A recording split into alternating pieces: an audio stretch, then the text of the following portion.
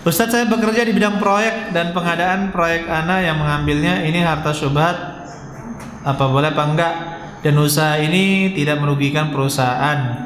Keterangan perusahaan ana membutuhkan vendor dan vendornya saya mengambil tanpa sepengetahuan perusahaan dan modalnya juga dari saya.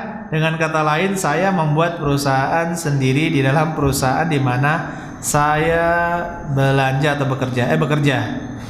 Boleh apa tidak? Nah, di sini masalahnya ibu atau saudari ya mengambil keuntungan gara-gara pekerjaan saudari. Apabila mengambil pekerjaan sendiri, keuntungan sendiri dengan usaha dari perusahaan, maka perusahaan harus tahu sehingga bisa menilai dengan adil. Pekerjaan kita nilai dengan adil. Ya, apabila pihak yang berwenang di perusahaan mengizinkan kita menjadi vendornya, ya silakan lanjutkan.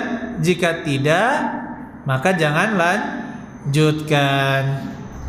Allah a'lam bishawab.